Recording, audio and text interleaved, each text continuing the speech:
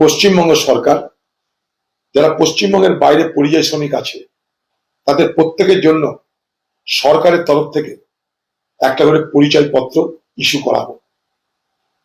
সরকারের তরফ থেকে পরিচয়পত্র দেওয়ার মানে বাইরের রাজ্যের যে সমস্ত পরিযায়ী শ্রমিকরা বিপদে পড়বেন তারা দেখাতে পারবেন, বলতে পারবেন এই দেখো যে রাজ্য থেকে এসছি সেই রাজ্যের পরিচয়পত্র।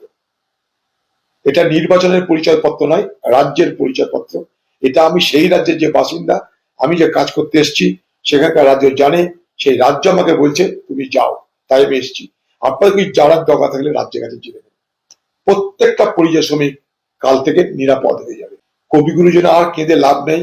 কবিগুরু এখন আপনাকে দেখে কাঁদবে। কবিগুরু দেশে গিয়ে আপনি ফাটা কেষ্টকে নিয়ে তাকে কবিগুরু বানিয়ে দিচ্ছেন। কবিগুরু আপনাকে দেখে কাঁদবে না হাসবে, সেটা কবিগুরুই জানে। কবিগুরুর অপমান করে লাভ নাই দিদি ভাই, বরং আপনি কবিগুরু যাদের কথা বলেছে সেই বাঙালিদেরকে রক্ষা করার জন্য চেষ্টা করুন। আপনার বাংলায় আপনি সব অবাঙালির লোককে নিয়ে এসে কাউকে রাজ্যসভা, কাউকে লোকসভা আপনি এমপি করবেন, এমএলএ করবেন, তখন বাঙালি কথা মনে পড়ে না আপনার? তখন বাংলা ভাষা কথা মনে পড়ে না?